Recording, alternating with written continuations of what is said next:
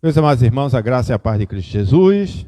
Os irmãos podem sentar, por favor. Desde já, quero agradecer a Deus pela oportunidade de poder estar aqui uma vez mais com os irmãos. Agradecer também ao pastor Leandro e a todos os demais, os oficiais da igreja, aos irmãos que são membros e congregados, a pessoas que a gente já conheceu na época que esteve por aqui e outros que são rostos novos, né? Achei ainda até interessante de ver Júlio hoje, né, Júlio? Faz tempo que eu tinha visto Júlio. Como é bom poder rever os amados irmãos. E principalmente poder rever os amados irmãos servindo ao Senhor, na casa do Senhor. Essa é uma grande alegria. Meus amados irmãos, mesmo sentados, mas com toda a reverência, eu gostaria de convidar você a abrir a sua Bíblia no texto de 1 Samuel, capítulo 4, versículos 11 a 22. Então respondeu o que trazia as novas e disse: Israel fugiu de diante dos filisteus. Houve grande morticínio entre o povo. E também os teus dois filhos, Hofni e Finéias, foram mortos, e a arca de Deus foi tomada. Ao fazer ele menção da arca de Deus, caiu Eli da cadeira para trás, junto ao portão, e quebrou-se-lhe o pescoço, e morreu, porque já era homem velho e pesado, e havia ele julgado a Israel 40 anos. Estando sua nora, a mulher de Finéias, grávida e próximo ao parto, ouvindo essas novas de que a arca de Deus fora tomada e de que seu sogro e seu marido morreram, encurvou-se e deu à luz, porque as dores lhe sobrevieram. Ao expirar, disseram as mulheres que a assistiam: Não temas, pois tiveste um filho. Ela, porém, não respondeu nem fez caso disso. Mas chamou ao menino e acabou, dizendo: Foi-se a glória de Israel. Isto ela disse, porque a arca de Deus fora tomada e por causa de seu sogro e de seu marido. E falou mais: Foi-se a glória de Israel, pois foi tomada a arca de Deus. Amém? Meus amados irmãos, nós temos uma temática bastante desafiadora, tá certo? Família para a glória de Deus. Eu posso dizer a vocês, né, que durante os momentos que eu tive estudando acerca desse tema, você tem muitas vertentes para trabalhar sobre família para a glória de Deus. Eu poderia, de repente, falar aqui de família para a glória de Deus na ótica divina, o plano de Deus para a família. Eu poderia, de repente, falar sobre família para a glória de Deus dentro de uma ótica da família cristã. Eu poderia falar da família para a glória de Deus dentro daquilo que se refere até mesmo à igreja. Bem, nós poderíamos tratar desse tema de muitas maneiras. E quando eu selecionei esse texto, amados irmãos, apesar de aparentemente o texto não ter nada a ver com família para a glória de Deus, é porque existe pelo menos um ditado popular que diz assim, que a gente só aprende a valorizar alguma coisa quando a gente perde. É interessante que existem determinados modelos didáticos, modelos de ensinamento, que às vezes, para você ensinar melhor uma coisa, é melhor você pegar o que é contrário àquilo dali, o antônimo daquilo dali, para que a pessoa possa entender melhor. Então, o texto que eu selecionei fala justamente de uma família que não soube priorizar, que não compreendeu o verdadeiro sentido do que seria uma família para a glória de Deus.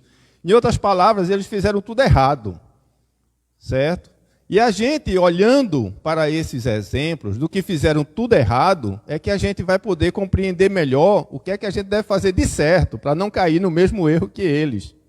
E eu digo mais a vocês, no final de tudo, eu ainda digo que, infelizmente, muitas vezes, a gente acaba absorvendo muito mais os exemplos errados do que os exemplos certos. Infelizmente, pela nossa natureza humana decaída, nós somos tendenciosos a isso. Mas, antes de entrar melhor na apreciação desse texto, eu preciso fazer algumas considerações aqui. Primeiro, Certamente podemos afirmar que no sexto dia da criação, né, Deus criou o homem, criou a mulher, macho e fêmea os criou, homem e mulher os criou, ou seja, não tem espaço para um outro gênero senão homem e mulher, macho e fêmea. E Deus também instituiu o casamento para a formação de uma família. Deus criou o homem, em primeiro lugar, para desfrutar de um relacionamento pessoal com ele. Agora, depois disso, Deus cria o casamento, para que este mesmo homem, agora unido à sua mulher, por meio do amor, possa manifestar esse amor de Deus àquilo que seria a sua prole, aquilo que seria a sua família, e dessa maneira expandir sobre toda a terra. Assim sendo, eu posso dizer a vocês que a formação do homem e da mulher e também da família tem pelo menos dois objetivos: espelhar a imagem de Deus e espalhar o reino de Deus. O ser humano, o casamento e a família foram criados para glorificar a Deus e torná-lo conhecido. Lamentavelmente, diante daquela primeira família, Adão e Eva, parece que as coisas não se demoraram muito, né, para esse projeto ruir na vida deles, porque houve o advento do pecado, e isso manchou esse propósito na vida e no coração do homem. Ainda assim, com a família que foi manchada pelo pecado, né, e que agora, como disse Paulo, destituída da glória de Deus, Deus teve que ser um agente punitivo e, ao mesmo tempo, era um agente gracioso, porque Deus teve que expulsar aquele casal do Jardim do Éden.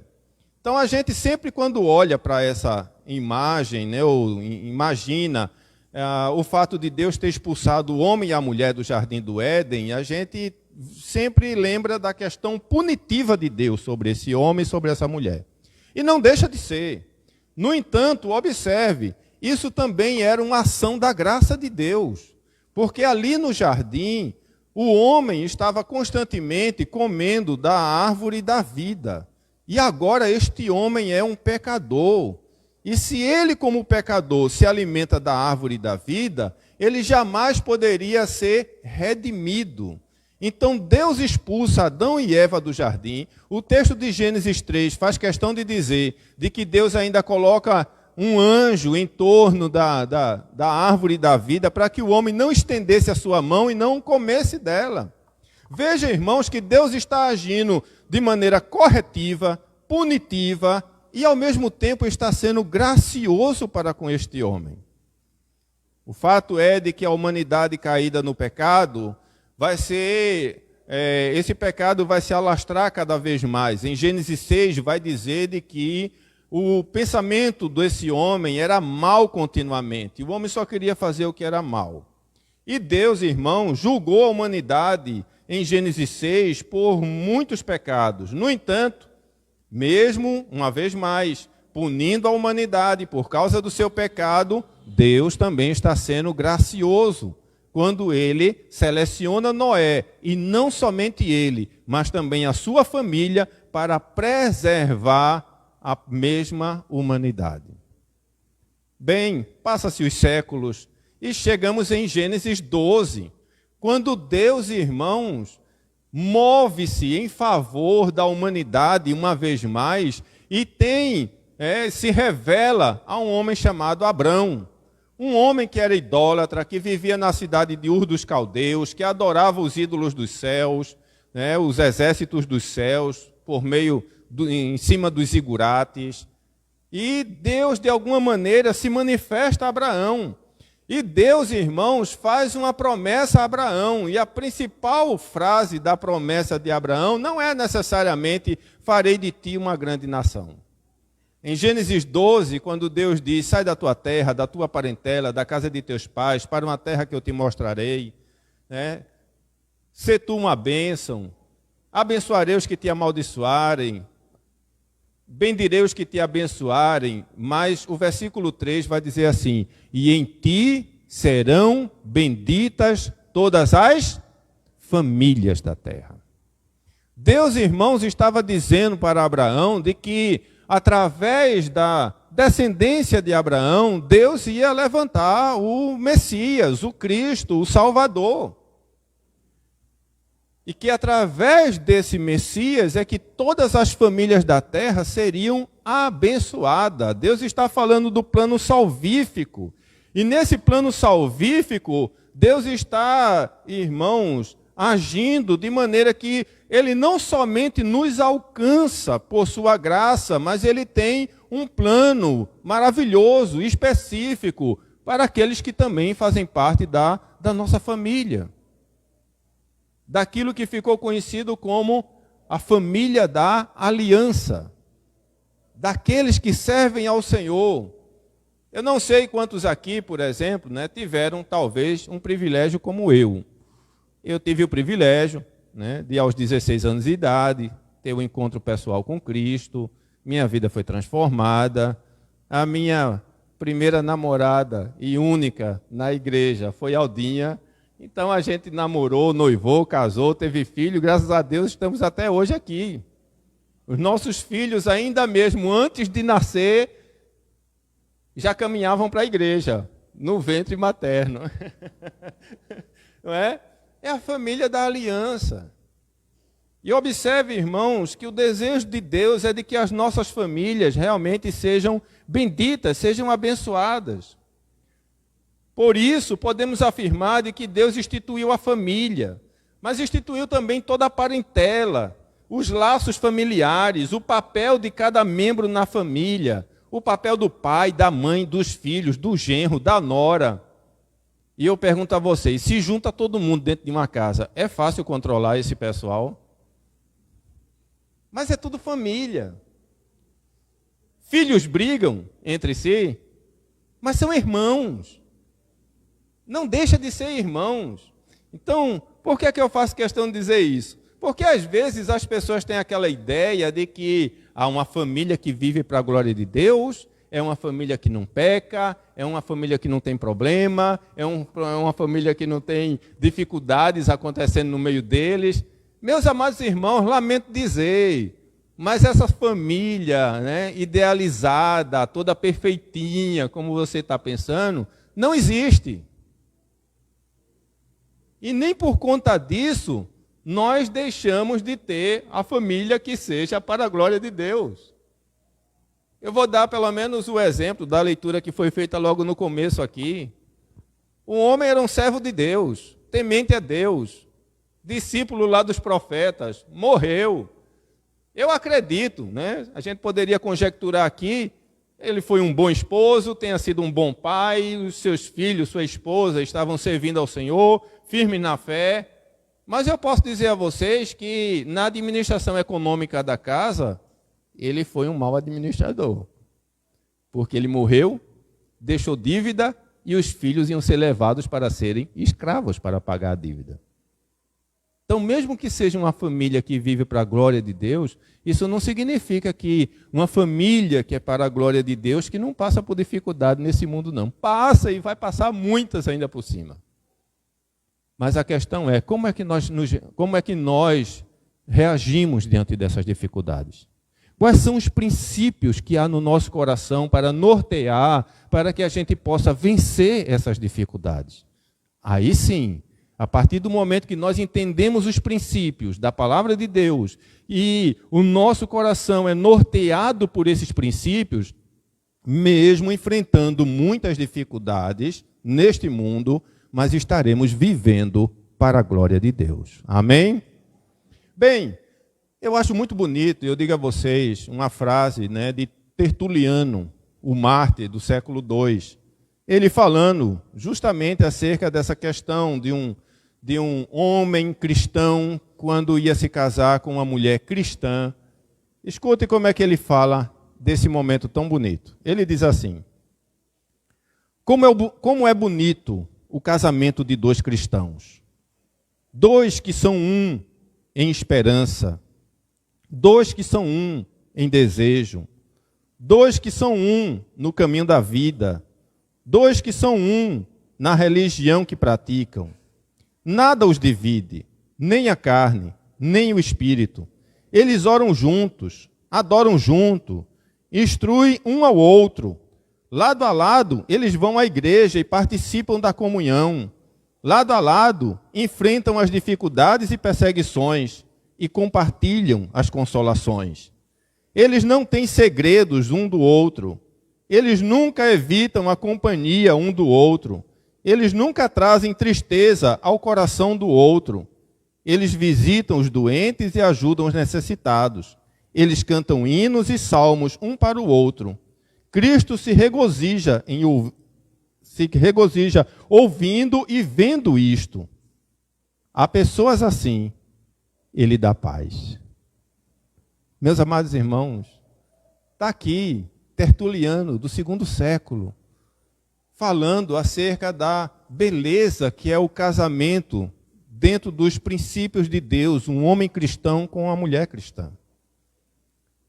E quando isso acontece, veja, apesar de serem apenas dois, eles estão vivendo para a glória de Deus. Estão enfrentando dificuldades, né? Eles desfrutam de estarem lado a lado quando vão à igreja, quando participam da comunhão, mas também estão lado a lado, enfrentando as dificuldades, perseguições. Então não significa que o fato de você ter uma família que enfrenta problemas, dificuldades, barreiras, talvez até perseguições. Eita, então a minha família não está vivendo para a glória de Deus. Não, você pode estar realmente vivendo para a glória de Deus. A família que vive para a glória de Deus, ela não é uma família isenta de passar por dificuldades, não. Ela vai passar. Infelizmente, vivemos num mundo caído. Infelizmente, também podemos afirmar que, humanamente falando, nunca houve uma família perfeita. Nunca houve. É engraçado até quando a gente olha para as famílias dos servos de Deus, né? Por exemplo, vou dar só um exemplo rápido aqui. Abraão, nosso pai na fé, mas quase que perdia a sua esposa Sara, meu amigo, quando diante do rei de Faraó, acabou mentindo mesmo. Não tenha medo de dizer não, mentiu. Quem é essa mulher? Minha irmã. Se Deus não agisse para intervir naquilo dali, porque Deus tinha um plano e o plano de Deus ia ser cumprido, meus irmãos, só Deus sabe o que é que poderia ter acontecido. Aí a gente vai para a família de Isaac. Desde o começo, está lá o ventre de Rebeca. Os meninos estão dentro do ventre brigando já. Já estavam brigando antes mesmo de nascer. E depois vai lá, um irmão rouba a bênção do outro, o pai está cego, engana o pai, e o outro olha e diz, meu pai vai morrer, eu vou te pegar. E era a família da aliança. Depois vem Jacó, com seus 12 filhos, e José, logicamente, era o filho predileto dele, e ele deixava isso visível aos demais irmãos de José. Está lá os irmãos de José, cheios de inveja, e vamos matá-lo. Olha, se a gente fosse se estender aqui, né, eu não vou nem falar de Davi. Davi, um exemplo de rei, mas como pai, um desastre. Se a gente for analisar aqui, irmãos, mesmo os grandes servos de Deus, como Samuel, você vai ver que o coração dos filhos de Samuel não eram tão íntegros diante do Senhor como era o coração de Samuel. E é porque Samuel não ensinou seus filhos? Não, certamente ensinou. Mas, infelizmente, o coração deles não eram tão íntegros diante de Deus como o coração de Samuel. Você vai observar, irmãos, de que na família da aliança, nessa família que Deus escolhe para que o seu nome seja glorificado, você vai encontrar muitas perturbações, muitas dificuldades, muitos problemas. Então esqueça, se você imagina de que a família para a glória de Deus é uma família perfeita, que não tem nenhuma dificuldade nesse mundo, não, certamente vai ter.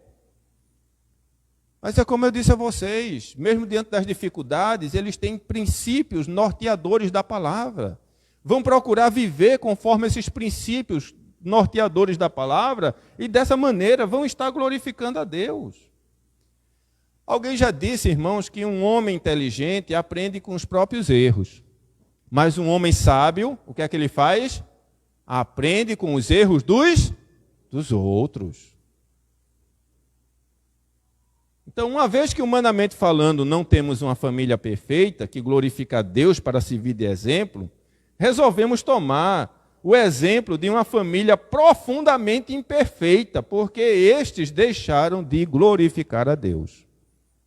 E foi por isso que eu selecionei esse texto de Eli e de seus filhos.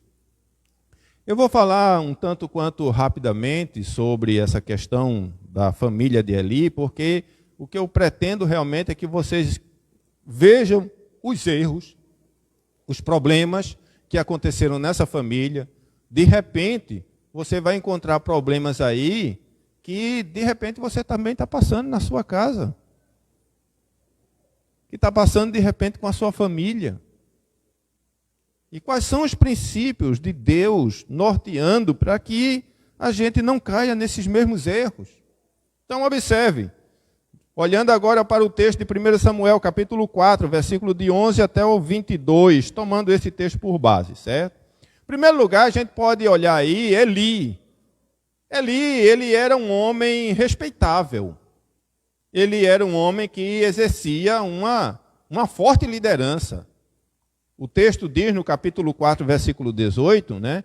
Que ao fazer ele menção da arca de Deus, caiu Eli da cadeira para trás, junto ao portão, quebrou-se-lhe o pescoço, morreu, porque era já velho e pesado, e havia julgado a Israel 40 anos. Então Eli, irmãos, foi um sacerdote, ele também era juiz, e essas funções eram funções de respeito e de autoridade na cidade, e ele foi assim, ele serviu assim durante 40 anos. Com toda certeza, ele era um homem profundamente ocupado como sacerdote nas coisas de Deus, como juiz nas causas do povo. Mas, e a família dele? Aonde é que ficou nessa história? Daqui a pouco a gente vê. Eli também, irmãos, foi um excelente professor. Se você olhar aí, agora 1 Samuel capítulo 2, versículo 11, vai dizer de que Samuel foi deixado lá no templo. Aqui o texto diz, capítulo 2, versículo 11. Então, Eucana, que era o pai de Samuel, foi a Ramá, a sua casa. Porém, o menino ficou servindo ao Senhor perante quem? O sacerdote Eli. Quem foi que ensinou Samuel todos os princípios da palavra de Deus? Quem foi que orientou Samuel? Quem foi que conduziu Samuel, dando-lhe educação, enquanto esse menino crescia, servindo ao Senhor no templo? Foi Eli. Eli foi um excelente professor. Qual é o desastre dessa história?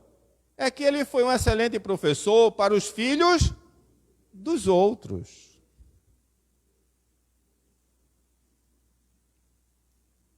Mas observe, Eli era um homem que a gente pode dizer que era um homem espirituoso. Afinal de contas, por ser sacerdote e juiz, ele é alguém que estava constantemente orando, intercedendo, ensinando a palavra de Deus. Ele discernia, ouvia a voz de Deus. Lembra-se do episódio no capítulo 3, versículo 8, quando diz que Samuel, por 3 vezes, chega junto de Eli e diz, Senhor, tu me chamaste. E Eli entende de que era Deus que estava chamando Samuel e disse, não, meu filho, faça o seguinte, vá se deitar, e quando você me ouvir novamente, você diga assim, fala, Senhor, porque o teu servo ouve. Observe, Eli era um homem espiritual, ele ouvia a voz de Deus, ele tinha discernimento disso. Se você observar também que Eli era um homem de fé. Nesse mesmo texto de 1 Samuel, capítulo 1, versículo 17, ele faz um julgamento errado a princípio, né, da condição de Ana, porque Ana estava orando, mas sem falar alto, apenas balbuciando, e Eli, como juiz e como sacerdote, ele enxerga Ana e pensa que Ana está embriagada, e ele vai reclamar com ela acerca disso, mas ela diz: não, meu senhor, não tenha a tua serva como filha de Belial. Mas no versículo 17, veja, então lhe respondeu Eli: vai-te em paz, e o Deus de Israel te conceda a petição que fizeste. E Deus abençoou Ana, e ela realmente teve um filho, que foi Samuel, que depois veio trazer a casa do Senhor. Então, veja quantas qualidades a gente pode observar em Eli. Um homem que exercia a função de liderança, um excelente professor, um homem espiritual, um homem de fé. Mas apesar de tantas, ou pelo menos aparentemente tantas virtudes, quando a gente começa a perguntar: e a família de Eli? Alguém já disse assim: Eli foi típico exemplo de um homem dedicado ao Senhor, que dedicou sua vida no servir aos outros, foi bem sucedido em tudo que fez, mas esqueceu de cuidar da sua família. Alguém já disse que nenhum sucesso compensa a perda da família. E eu digo a vocês, é verdadeiro. Uma segunda coisa que nós podemos observar nessa família de Eli foram os sérios problemas que aconteceram dentro dessa família. Observe bem. Alguém sabe me dizer aqui qual era o nome da esposa de Eli? Porque a gente ouve falar de tudo, né? A gente ouve falar de Eli, a gente ouve falar dos 2 filhos, a gente ouve falar das 2 noras, a gente ouve falar da criança que nasceu. Mas, e a esposa de Eli? Realmente, a Bíblia não fala, não cita absolutamente nada acerca da esposa de Eli. Nós não sabemos, né? Podemos ter a ideia de que Eli era viúvo, mas também não sabemos em que momento, em que parte da vida ele se tornou viúvo.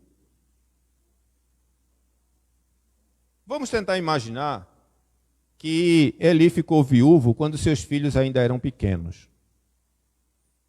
Um lar, a formação de um lar, sem a pessoa, né, da mãe, da mulher. Meus irmãos, não é nada fácil de se construir, de se levantar um lar, né, que sirva ao Senhor, né, dentro daquilo que são os parâmetros da palavra de Deus, da vontade de Deus, sem a figura da mulher, não. E vice-versa também. Por que é que eu digo isso? Porque vocês sabem, na geração de hoje, né, tem muita gente aí que se tornou pai solteiro, mãe solteira. Teve época que isso foi moda até, né, porque Madonna, lá nos Estados Unidos, teve uma filha e era mãe solteira, e depois Xuxa imitou isso aqui no Brasil, e depois tinha um bocado de meninas, adolescentes, jovens aí, cujo sonho era se tornar mãe solteira. Elas não tinham ideia do que é que estavam absorvendo para as suas vidas. Elas não tinham ideia de quanto isso estava indo de encontro aos princípios da palavra de Deus. Olha, se você criar seus filhos com todo mundo dentro de casa, a figura do pai, a figura da mãe, a figura dos filhos, é complicado. Imagine sem a figura do pai ou da mãe. Então é interessante, às vezes, a gente refletir um pouco sobre isso, porque nós não sabemos se quando, de repente, né, se Eli era viúvo, se de repente, quando a esposa morreu, se os filhos eram pequenos ou de repente já eram grandes, nós não sabemos. A Bíblia simplesmente não fala nada acerca da esposa de Eli. O segundo fator aqui é que a gente observa de que esses filhos de Eli nasceram dentro de uma família sacerdotal. Logicamente, eram da tribo de Levi, e eles nasceram dentro de uma família sacerdotal. Mas vamos pensar também juntamente comigo aqui. Olha, os filhos de Eli nasceram dentro de uma família sacerdotal. Eles deveriam ser pessoas que fossem profundamente agarradas ao Senhor, amassem ao Senhor, porque eles estavam envolvidos nas atividades do templo, do serviço ao Senhor. Mas eu pergunto a vocês, o exemplo dos filhos de Eli era coisa boa? Não eram. Apesar de serem de linhagem sacerdotal, os filhos de Eli eram profanos, incrédulos, blasfemos. A Bíblia chama eles de filhos de Belial. O que é que acontece com esses jovens? E eu estou me referindo aqui aos filhos de Eli, mas eu também posso estar me referindo aos jovens dos dias de hoje.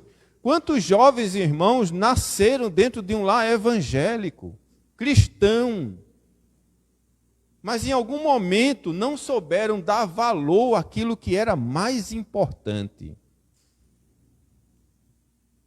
De ser uma família que viva para a glória de Deus. Foi por isso que eu selecionei esse exemplo de família, porque eles fizeram tudo errado. Aqueles jovens amavam mais ao mundo do que a Deus. Aqueles jovens, eles eram profanos. Aqueles jovens, apesar de serem sacerdotes, mas eles desprezavam o culto ao Senhor. Estavam tanto tempo lidando com as coisas sagradas, que agora para eles se tornou algo banal, eles começaram a banalizar.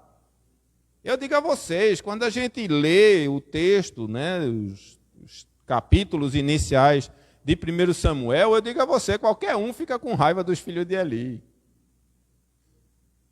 Mas ao mesmo tempo, quando a gente começa a olhar para a nossa geração, a gente não vê realmente, ou melhor, a gente vê realmente, muitas vezes, os jovens de hoje, os filhos de hoje, tomando as mesmas posturas que os filhos de Eli tomaram. Talvez não dentro daquela característica, daquela essência, do culto como era realizado lá no Antigo Testamento, mas quantos filhos de crente, irmãos, que chegam na casa de Deus e não têm qualquer tipo de reverência, de respeito? Quantos pais e mães crentes estão chorando hoje em dia pelos seus filhos? Meus amados irmãos, como é impressionante a gente ver o que aconteceu com a família de Eli, acontecendo nas famílias de tantos crentes nos dias de hoje. Eles eram sacerdotes, mas viviam escandalosamente na imoralidade. Veja o capítulo 2, versículo 22.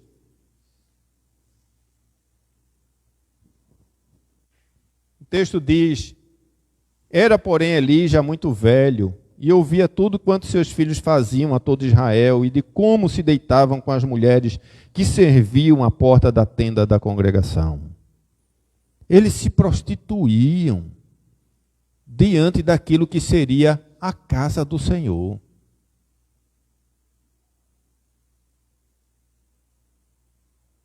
Profanos, imorais, não respeitavam a Deus, não respeitavam seus cônjuges, não respeitavam a palavra de Deus, não respeitavam o sacerdócio que exercia, não respeitavam o povo de Deus, não respeitavam as ofertas que eram trazidas para Deus.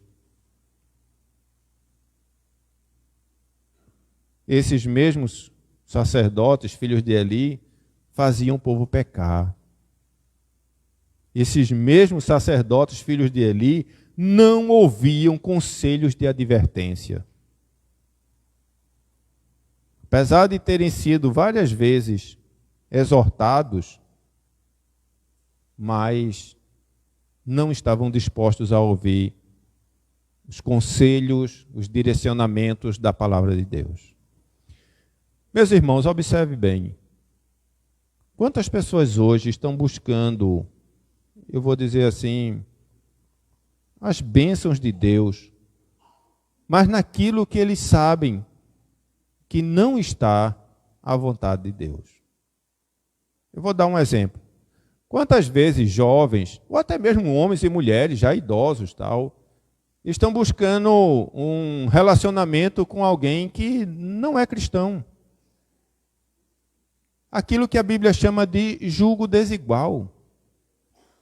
Olhe, se desde o princípio começa errado, sabe qual é a probabilidade de que isso venha a dar certo? É muito pequena. Pode até acontecer de dar certo por causa do plano de Deus na vida das pessoas. Mas em si, começou errado, vai dar errado. Se às vezes a gente conhece alguém dentro da igreja, começa um relacionamento, namora, noiva, casa, e mais na frente ainda acontece de ter problema, imagina quando você já começa errado, fora dos princípios da palavra de Deus. Mas muitas vezes as pessoas hoje só se preocupam de que o que eu quero é ser feliz. E não atentam para esses princípios. E depois vão estar chorando. Bem, apesar de tudo isso, nós enxergamos, alguns defeitos, infelizmente, em Eli. Eli, como pai, ele foi um fracasso. Aparentemente, ele estava tão envolvido com os trabalhos no templo e com julgar o povo, que ele se tornou um pai ausente dentro da sua família. E aí eu digo a vocês, geralmente, aqueles que são líderes na casa de Deus, principalmente pastores, correm um risco muito grande de cair nesse mesmo erro de Eli. É importante, irmãos, que a igreja possa compreender de que, apesar de sermos pastores, mas nós também somos pais de família. Que o nosso desejo é de servir a Deus e de servir aos irmãos, mas também entendam, nós temos uma família. Precisamos zelar por ela, cuidar dela, orar por ela, nos dedicarmos a ela. Quando o texto de 1 Timóteo, capítulo 3, fala acerca do bispo, dá uma série de qualificações para o bispo, e eu digo a vocês, tem uma das qualificações lá que faz a gente parar e olhar bem. Porque vai dizer que o bispo ele deve governar bem a sua casa, que é a sua família. Porque se ele não souber governar bem a sua casa, tampouco estará habilitado para governar, para liderar na igreja de Deus. Veja que responsabilidade. Eu lembro de outro dia, um pastor, amigo nosso, e ele disse que uma pessoa disse, pastor, eu queria um gabinete com o senhor, pode ser, preciso.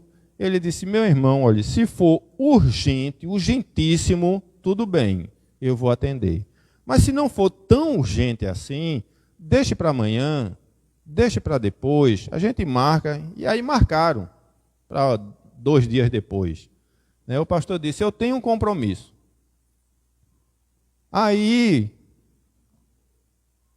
o pastor pegou a família e saiu com a família. E interessante que para onde o pastor foi, aquela pessoa que tinha ligado foi também. E encontrou o pastor lá. E disse assim, mas pastor, o senhor não disse que tinha um compromisso? Ele disse, tenha, meu irmão, com a minha família. Eu tinha um compromisso com a minha família. É um compromisso da mesma maneira. E eu digo a vocês, irmãos, constantemente a gente vive nessa tensão, olhando para a necessidade de alguém, olhando para a necessidade da nossa família, e a gente tem que tomar decisões. Mas na maioria das vezes, grande parte dos membros da nossa igreja, logicamente, o que se preocupa é de ser atendido. Eu tenho uma necessidade e eu quero que o pastor atenda a minha necessidade.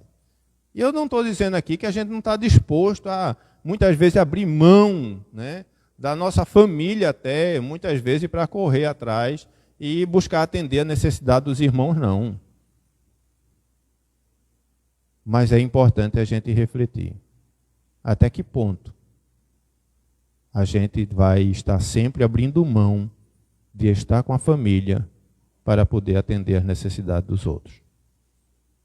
Eli fez assim, mas colheu grandes prejuízos. Além disso, Eli, de certa maneira, se tornou também um pai omisso. Diante de tantas informações ruins que tinha acerca de seus filhos, é como se Eli começou a fazer vista grossa. Apesar de ser advertido até mesmo por Deus, mas Eli acabou honrando mais os seus filhos do que a Deus. Talvez Eli tenha se comportado como muitos pais, alguns dias atrás, que os pais trabalhando o tempo todo, não davam atenção para o seu filho, aí quando chega na data de aniversário do filho, aí dá um PlayStation 5. O filho fica feliz da vida. PlayStation 5, meu amigo. Presente caro, presente bom, mas a gente sabe que não tem presente no mundo, não tem dinheiro no mundo que vá substituir a tua presença ao lado de teu filho. Conversar com ele, orientá-lo, entender as suas dificuldades e buscar orientá-lo principalmente com os princípios da palavra de Deus. A gente observa também, irmãos, que por conta disso, Eli, de certa maneira, se tornou um pai conivente. Observe que o capítulo 2, versículo 29, o texto diz assim: por que pisais aos pés os meus sacrifícios e as minhas ofertas de manjar, que ordenei, se me fizessem na minha morada? E tu, por que honras a teus filhos mais do que a mim, para tu e eles vos engordardes das melhores de todas as ofertas do meu povo de Israel? Observe, irmãos, por não ser alguém que chamar os seus filhos e realmente adverti-los dos males que eles estavam produzindo, de alguma maneira, Eli acaba se tornando conivente com isso. Bem, o ponto final de tudo isso aqui é que aquela família não soube compreender o que significa viver para a glória de Deus.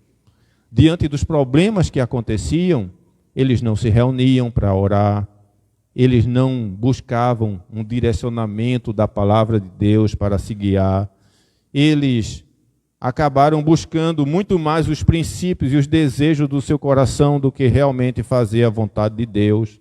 E no final de tudo, por não saber dar a devida glória a Deus, o texto então vai dizer, no capítulo 4, do versículo 11 até o 22, que foi o texto que nós lemos, que eles foram para a batalha, levaram a arca da aliança como se fosse um amuleto, pensando que com isso seriam vitoriosos na batalha. O texto então vai dizer de que esses filhos de Eli, Hofni e Finéias, foram mortos, a arca da aliança foi levada, a notícia chega diante de Eli. Eli já era idoso, 98 anos, cego, gordo, cai da cadeira, quebra o pescoço, morreu. A notícia foi dada à sua nora, que deu à luz a uma criança. Mas ela já nem fez caso disso. Tudo que ela soube falar e dizer, talvez sua última palavra foi, e acabou. E foi-se a glória de Israel. Meus irmãos, nós temos aqui alguns perigos. O perigo de cuidar dos outros e não cuidar da nossa própria família. O perigo de ser famoso para aqueles que estão lá fora e não ter autoridade dentro de casa. O perigo de nos acostumarmos com as coisas sagradas e perdermos o temor do Senhor. O perigo de conformarmos com os pecados dos filhos e não admoestá-los segundo o princípio da palavra de Deus. O perigo de aceitar a falência da nossa família, o perigo de não estarmos atentos aos riscos que a nossa família percorre.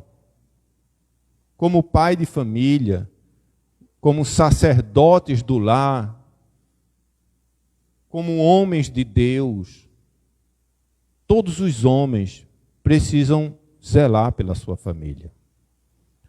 Eu sempre digo que a nossa primeira igreja, nosso primeiro rebanho, nossa primeira congregação é dentro da nossa casa. E eu não estou dizendo com isso, irmãos, que a gente não vai ter muitas dificuldades em orientar os nossos filhos, não. Vai ter sim, pode ter certeza, vai ter. Mas é de extrema importância de que nós ensinemos a eles a palavra de Deus e procuremos dar o exemplo para que eles também possam se espelhar.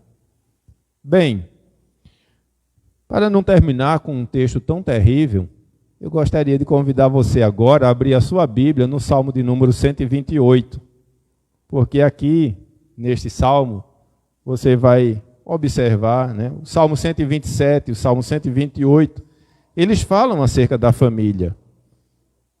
Mas nesse Salmo 128, eu gostaria só de, nessa conclusão, lhe apresentar alguns pequenos detalhes aqui. Observe, Salmo 128 diz assim: bem-aventurado aquele que teme ao Senhor e anda nos seus caminhos. Do trabalho de tuas mãos comerás, feliz serás, e tudo te irá bem. Tua esposa no interior de tua casa será como videira frutífera, teus filhos como rebentos da oliveira à roda da tua mesa. Eis como será abençoado o homem que teme ao Senhor. O Senhor te abençoe desde Sião, para que vejas a prosperidade de Jerusalém durante os dias da tua vida. Veja os filhos de teus filhos, paz sobre Israel. Quero só lhe chamar a atenção a isso aqui. Primeiro, o versículo 1 diz assim: bem-aventurado é aquele que teme ao Senhor e anda nos seus caminhos. Este homem é um homem abençoado, é um servo de Deus. Tem o seu coração depositado diante de Deus. O texto mostra que ele é um homem trabalhador. O texto mostra que ele é um homem próspero, né? O texto diz até: feliz serás e tudo te irá bem. Não significa que ele será um homem rico, mas ele será um homem próspero diante de Deus. Agora observe, o versículo 3 fala da esposa. A tua esposa no interior da tua casa será como uma videira frutífera. Esse homem que tem o temor do Senhor vai procurar uma esposa que também tem o temor do Senhor. Estão dentro dos princípios de Deus, da vontade de Deus, da palavra de Deus. Eles estão buscando constituir uma família que realmente glorifica a Deus. Logo imediatamente, quando fala da esposa como videira frutífera, vai dizer que teus filhos, como rebento de oliveira, à roda da tua mesa. Então, um homem que teme ao Senhor, é um homem abençoado, é um homem feliz. Ele busca uma mulher que teme ao Senhor, que é uma mulher abençoada, que é uma mulher feliz. Eles vão ter filhos que são abençoados, que também serão felizes. Mas não termina aí. O texto ainda segue: e eis como será abençoado o homem que teme ao Senhor. O Senhor te abençoe desde Sião, para que vejas a prosperidade de Jerusalém durante os dias da tua vida. Veja os filhos dos teus filhos. Aqui é o exemplo, irmãos, de uma família abençoada, que vive para a glória de Deus. É lógico que aqui no texto não está falando de dificuldades, de problemas, de barreiras, né, que normalmente nós enfrentamos, mas nós temos aqui uma visão de Deus acerca do nosso lar cristão. Quantos pais e irmãos já tiveram momentos de dificuldade, de seus filhos se distanciarem da casa de Deus, mas estiveram ali orando pelos seus filhos e no devido tempo Deus os trouxe de volta. Afinal de contas, né, o texto de Provérbios 22:6 vai dizer: ensina o menino o caminho que deve andar. Esse ensinamento tem que estar ali, impregnado na mente dele, no coração dele. O texto de Deuteronômio 8 vai dizer de que tu inculcarás essas palavras a teus filhos e aos filhos de teus filhos. Como pais, nós temos a responsabilidade de ensinar aos nossos filhos. É bem verdade, chega um momento que eles crescem, vão tomar suas próprias decisões. Mas o ensinamento está lá, cravado. Quando fizerem alguma coisa de errada, vão saber, olha, meu pai nunca agiu dessa maneira, minha mãe nunca me ensinou isso assim, estou fazendo as coisas erradas por causa da minha natureza humana pecaminosa. Mas nós, como homens, principalmente, e também as mulheres, como mães, nós precisamos, irmãos, resgatar isto. De que nós somos responsáveis por ensinar os nossos filhos. Não é a escola que tem a responsabilidade de educar os seus filhos. Não são os outros que têm a responsabilidade de educar os seus filhos. Uma família que vive para a glória de Deus, cada um precisa desempenhar o seu papel da maneira correta. O papel do homem, o papel da mulher, o papel dos filhos. Quando esses papéis funcionam da maneira adequada, pode ter certeza, essa família vai estar vivendo para a glória de Deus. Só para concluir aqui, permita-me eu lembrar de algo que sucedeu. Eu era copastor em uma igreja. Aí uma certa irmã me procurou e disse assim, pastor, ela é desesperada. Eu queria que no próximo domingo o senhor batizasse o meu netinho. Aí eu disse, irmã, batizar? A gente não batiza criança não, irmã. É aquele negócio, pastor, que vocês fazem lá na frente. Olha, a gente faz a apresentação de criança. Isso. Eu quero que o senhor faça isso. Aí eu, tá certo, mas me explique, por que a senhora está tão desesperada pedindo para que a gente apresente o seu netinho? É porque, olha, ele tem 2 anos de idade, mas a mãe dele reclamou com ele, e ele veio de lá assim, ó, e pá, bateu na cara dela. E dizem por aí, né, que quando o menino ainda não é batizado, coisa assim, tem um diabinho que fica atentando a criança. E eu sei que realmente, na visão católica, né, tem esse tipo de ideia. Aí, quando ela falou isso, eu disse, minha irmã, com todo respeito, olhe, isso daí não tem apresentação de criança, não tem batismo de criança, não tem liturgia nenhuma que resolva esse problema. Agora, eu vou lhe dar um conselho, tá certo? Da próxima vez, diga para sua filha que da próxima vez que ela reclamar com ele, que ele vier bater nela, antes dele bater nela, que ela bata nele. Mostre a ele quem é que tem a autoridade dentro de casa. Meus irmãos, é impressionante a geração que nós temos visto e vivido nesses últimos tempos. Pais e mães que, com todo respeito, não têm, não exerce, não contribui, né, com nenhuma autoridade sobre seus filhos. Eu não estou dizendo aqui que você vai ser carrasco de seus filhos, não. Até mesmo para bater, a gente sabe que tem um local mais corretinho para bater, né? Mas entenda, veja como está a nossa geração. Meninos e meninas, jovens, adolescentes, basicamente fazendo o que querem. E ainda por cima, os adultos é quem acabam não tendo determinada autoridade, não ensinando o que é correto, fica com medo de que... Meus irmãos, que geração é essa que nós estamos vivendo? Eu sei que as gerações anteriores, né, alguns antigos, foram muito brutos, né, eram até violentos de certa maneira, estava errado, mas a nossa geração, essa geração atual, foi para o outro extremo. De maneira que não pode dizer para o bichinho que ele está errado, não, senão ele vai ficar, não sei, traumatizado, né? Não pode dizer não para o filho, porque ele vai achar ruim, vai ficar tristinho, fechadinho lá no seu quartinho. Não, meus irmãos. E principalmente as famílias cristãs. Nós temos princípios bíblicos reguladores para as nossas famílias. Mas é de importância de que nós realmente possamos reunir a nossa família, orientar a nossa família, ensinar a nossa família, tendo a palavra de Deus como a principal base para isso.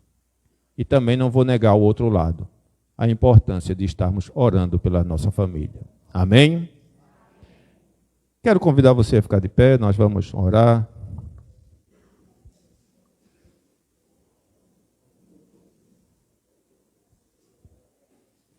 Feche seus olhos em nome de Jesus. Ó Deus, rendemos graças ao Teu nome, Senhor, porque nesta noite estivemos refletindo sobre uma família para a glória de Deus. Senhor, nos perdoa quando nós muitas vezes não soubemos colocar em prática esse princípio na nossa vida, ou talvez até mesmo na nossa família. Senhor, nos ajuda para que em meio às dificuldades que nós enfrentamos no dia a dia, ou diante dessa geração corrompida pelo pecado, mas que possamos instruir a nossa casa, a nossa família, para viver segundo os princípios da Tua palavra, Senhor. Ó Deus, nós sabemos o quanto até mesmo o diabo tem tramado muito fortemente contra as nossas famílias, para que elas venham a se desvirtuar da Tua palavra, Senhor. Mas no nome de Jesus, ó Deus, nós cremos que fazemos parte da família da aliança, família que o Senhor resgatou com Teu santo e precioso sangue. Ó Deus, nós buscamos ensinar aos nossos filhos a Tua palavra, e mesmo que em algum momento eles estejam distanciados da Tua casa, nós cremos que o Senhor terá um encontro com cada um deles e os trará para diante da Tua presença, Senhor. Abençoa-nos, ó Deus, abençoa a nossa família, ajuda-nos para que possamos sempre estar glorificando o Teu nome, Senhor. Abençoa cada homem, a cada mulher, a cada pai, a cada mãe de família, dentro da sua responsabilidade nessa construção da família, Senhor.